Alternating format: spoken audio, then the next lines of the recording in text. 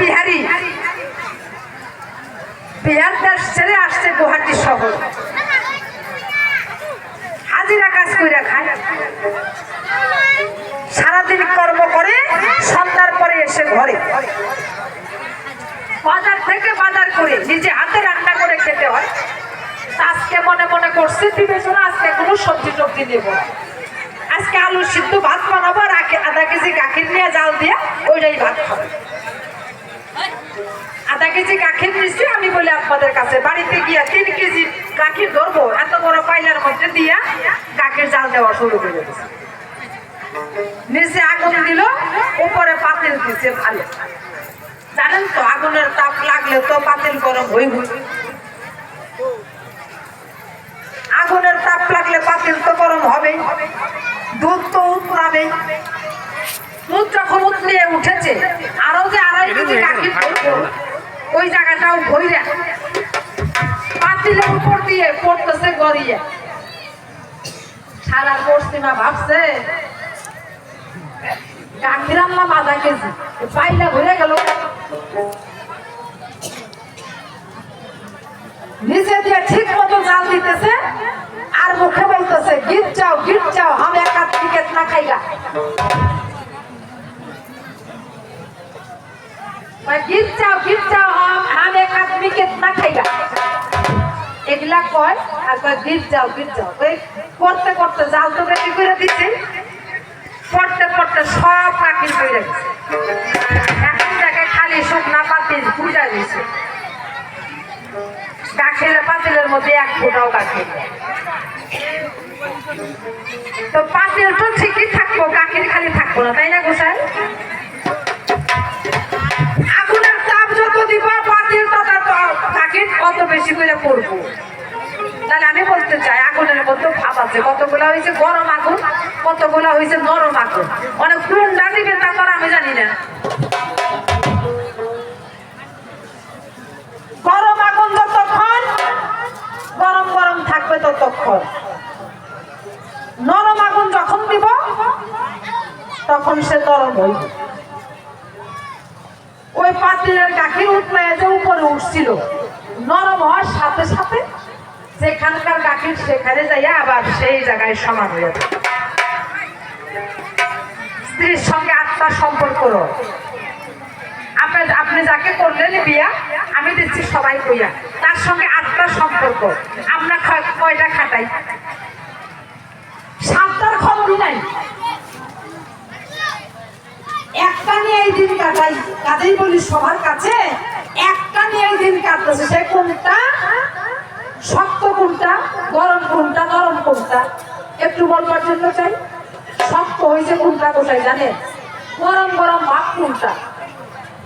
এক অক্ষরই মন্ত্র, একটা ময়াকার দিলে পরে সেটা হইল নরম। একটা ময়াকার দেন আপনার স্ত্রীর কাছে, আপনি যখন ঘুমান তখন আপনি থাকেন গরম, তাই না? যখন আপনার স্ত্রীর কাছে ঘুমান তখন আপনি থাকেন গরম, আর যখন মায়ের কাছে ঘুমান তখন আপনি নরম। কেমন নরম? মনে মনে করে ভাবো না আমার মায়ের শরীরে যেন আমার শরীরের স্পর্শটাই লাগে, এত সাবধান। আর যখন স্ত্রীর কাছে ঘুমান মনে মনে ভাবেন দূর কোন জায়গায় ঠান, কোন জায়গায় যাই। এই যে গরম গরম গরম ভাব থাকলে পরে পানি উতলিয়া যেটা একবার পরালি ধরবো সেটা কিন্তু আর জায়গায় নেওয়া যাইব না, যেটা একবার যাইতে চাইবো সেটা কিন্তু আর নেওয়া যাবে না। ভিতরে না কিছু সুবিধা নাই, কাজেই তো বলবার জন্য চাই। তাই নরম ভাব দিয়া যতক্ষণ থাকবেন ততক্ষণ আপনার শরীর নরম থাকবো, আপনার যা কিছু গাখির আপনার দেহের মধ্যে থাকবো। তাই তো বলি সবার কাছে, যেদিন রসিক তোমার নয়ন দেখলে যাই রেছি না, যার ভাব নয় তাকে দেখলে পরে চিনা যায়। সে করে নারীর গরম, তার কখনো হয় না গরম। সব সময় মরণকে রাখে স্মরণ, আমি বলবার জন্য চাই। আজকে তোমার কাছে করতেছি বর্ণনা, তাই মা পায়ে ধরে করতেছি প্রার্থনা। আমাদের কাম তো আমরা কইরাই যাবো, ওরা যেমন ত্যাগ করুক, এত তো ঠেকা নাই, তাই না?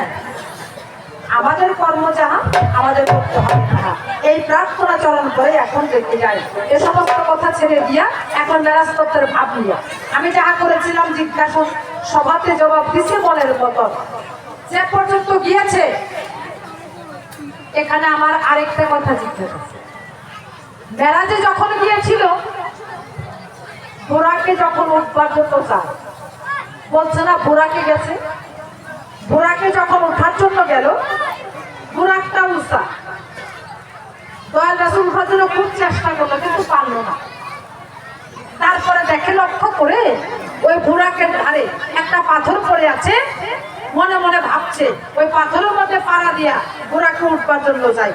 ওই পাথরের মধ্যে যখন পাড়া দিবার গেল, নিচের দিকে পাথরটা সরে গিয়েছিল, তাই যার চরণের ধুলে নিতে স্বয়ং আল্লাহ পাগল, যার চরণের ধুলি পড়লে পরে হাবিয়া দুজকের আগুন নিভে হবে পানি, সেই চরণের ধুলির এত দাম, এত দামের চরণ ধুলি না চরণ খানা ওই পাথরে নিল না, কি কারণ আমার জানবার জন্য মনে রাখবে। যার চরণ ধুলির এত দাম, তাই না গোসাই? হাবিয়া দুজকের আগুন নিভা পানি নিয়ে যায়, আর সেই চরণ ধুলি নয় স্বয়ং চরণ ওই পাথর নিল না, কি কারণ ওই পাথরটা হইল গুঞ্জন, পূর্বে কি ছিল, কেন ওই জায়গায় পড়ে রইল, বর্তমান সেই পাথরটা কোন জায়গায় আছে একটু বইল আমার কাছে। যা আছে বিশ্ব ব্রহ্মাণ্ড তাই আছে ক্ষুদ্র ভাণ্ডে নাকি? হ্যাঁ, ওই হিসার তল আসান্তে পাথর আমার এই দেহের মধ্যে কোন জায়গায় রয় জানবার জন্য মনের অভিপ্রায় একটু বলবে আমার কাছে, জানবার জন্য ইচ্ছা আছে। আচ্ছা, বুড়াকে উঠলো, দয়াল রাসূল রওনা হইলো। প্রথম আসমানে গেছে, দ্বিতীয় আসমানে, তৃতীয় আসমানে, চতুর্থ আসমানে, এইভাবে সপ্তম আসমান পর্যন্ত কার কার সঙ্গে জামাত হয়ে নামাজ পড়ছে। নামাজ তো কোথায় কামাই কর নাই, তাই না? আর সেই জামাত, সেই নামাজ পড়তে যায়, নামাজ কোথায় পেল তোমার কাছে আমার জিজ্ঞাসা করবে।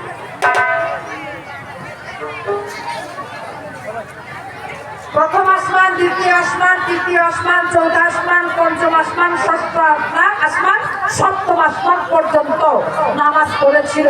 সেই জামাতে কারা কারা ছিল আমি জানবার জন্য চাই। জামাত ছাড়া তো নামাজ পড়ে নাই নাকি? আজকে নিগুড় তত্ত্ব, আজকে মানে নিগুড় তত্ত্ব। এবার তোমার কাছে আরেকটা কথা আমার জিজ্ঞাসা আছে। আমার দয়াল রাসূল যে মেরাজে গিয়েছিল বটে, তবে যখন বুরাকের থেকে নামলো, রফরফে যখন রওনা হয়েছিল, তারপরে একটা সাগর পায়, তাই না? বলছে না, সাগরের পরে যখন গেছে দয়াল তখন রাসূল ভয় পেয়েছে। কেমন করে যাইব, ভয় পায়, ডরায়। সেখানে একটা আওয়াজ আসছিল, সেখানে একটা আওয়াজ আসছিল, হে রাসূল, তুমি একা মেরাজে আসো নাই, তুমি আমার পাশে, আমি তোমার আগে।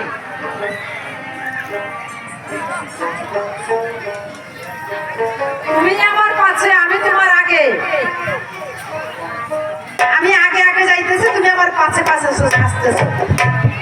তুমি ভয় পাইও, আসো। একটা কণ্ঠস্বর ভাইসে আসছিল, সেটা একটা নারীর কণ্ঠস্বর। কে সে নারী তোমার কাছে জিজ্ঞাসা করি?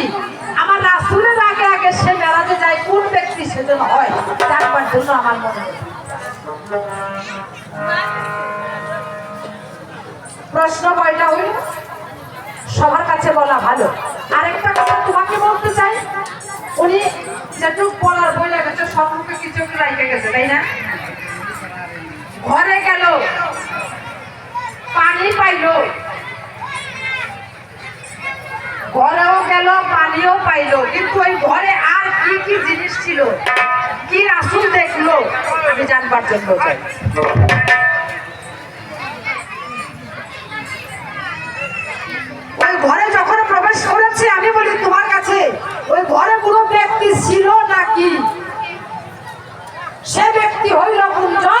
জানবার জন্য মনে রাখি একটু বলবে আমার কাছে জানবার জন্য ইচ্ছা আছে একটু বইলো আমার ভাই তাহলে প্রশ্ন কয়টা কোথায় কার সঙ্গে জামাত যায় নামাজ কোথায় পাইলো অজুর পানি ও অজুর পানি তো পাইছে বলছে ওই পাথরে উঠতে গেছে পাথরটাকে হইলো নিচের থেকে সইরা কেন গেল পূর্বে কি ছিল এবং বর্তমান সেই পাথরটা কোন জায়গায় আছে এর মধ্যে সেই পাথরটা রইলো কোন জায়গায় প্রশ্ন আমার তো প্রশ্ন আসলে কথা কইলেই প্রশ্ন হয় তাই না এত প্রশ্ন করবো না এত প্রশ্ন করা ভালো না তাই না গোসাই এত প্রশ্ন করলে পরে আমার গোসাই এখন বলছে আমার বয়স হয়ে গেছে মনে থাকে না ফলনা থাকে না তখনা থাকে না ওগুলা কথা বাদ দেয় ওগুলা কথা ধরে ধরে রাখা যাইব পূজা যখন মাথায় নিয়ে সব পূজা নিয়ে আনি রাখবো নাকি গোসাই